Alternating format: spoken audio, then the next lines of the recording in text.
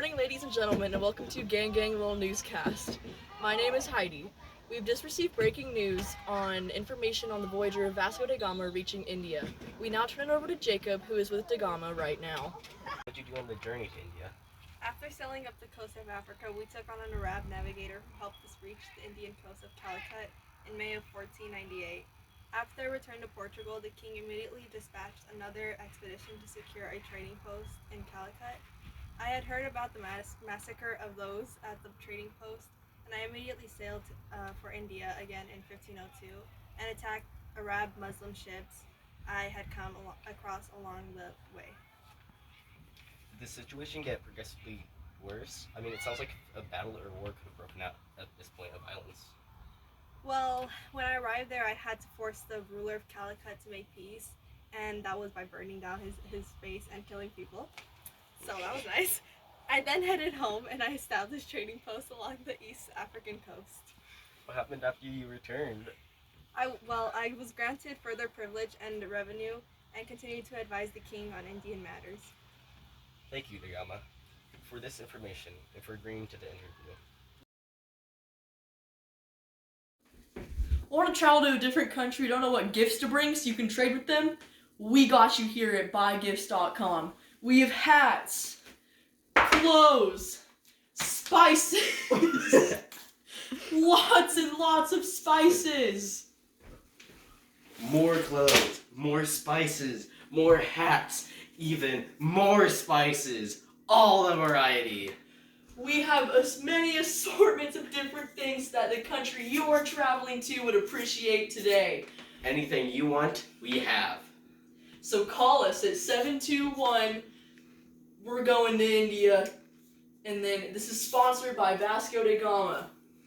Back, ladies and gentlemen, I'm now here with King Manuel himself, and might I say you're looking good today. Thank you, Heidi. Alright, first question, let's talk about Vasco Da Gama's recent journey to India. Why did you choose to send him there? Well, goods from India and the Orient are in great demand here, as well as Europe. It's certainly best that we get our hands on them while we can. Alright, and how many men and ships did you in total send with him on this expedition? I made De Gamma the expedition leader and captain of the Armada.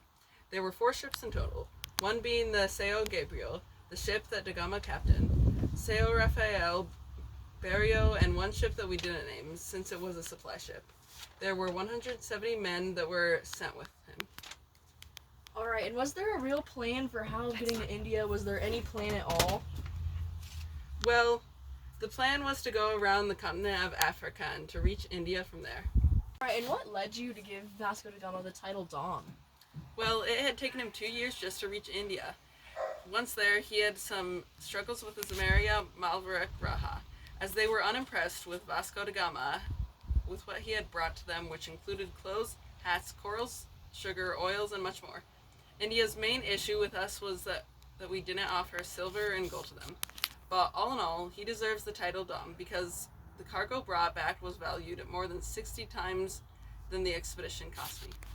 Alright, thank you so much for your time. We'll now head it back to the studio for our 1 minute of facts. Alright, folks, for our 1 minute of facts today, it'll be all about Vasco da Gama. Vasco da Gama was born around 1460 in Science, Portugal. He is a Portuguese navigator who opened the sea route from Western Europe to the east by the Cape of Good Hope. A bridge in Lisbon was named after him in his honor, and it spanned to be 17.2 kilometers. The Vasco da Gama Bridge was the longest bridge in Europe at the time of its inauguration in 1998. He was the son of Gustavo da Gama, who was a minor provincial nobleman. He did not end up marrying Vasco da Gama's mother. When Vasco da Gama was sent on his expedition to India, the expedition took him 2 whole years to complete.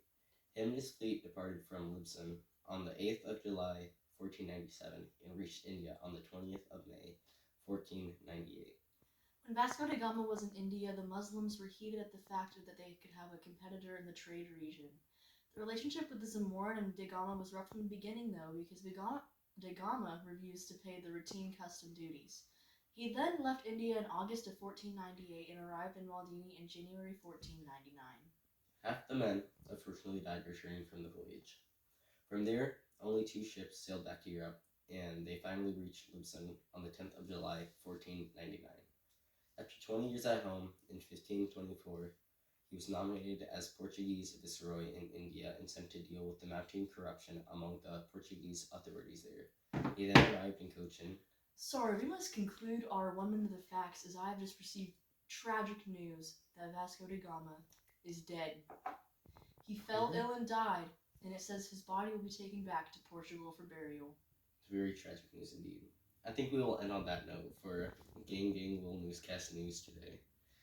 At 6 p.m., Andre will be back on with the weather, but thank you for tuning in, and I hope you have an amazing day. After sailing up the coast of Africa, we took on a rapid navigator. And what did you do on the journey to India? After sailing up the coast, Quit dying! Vasco da Gama was born around 1460 in Sines, Portugal. He is a Portuguese Vasco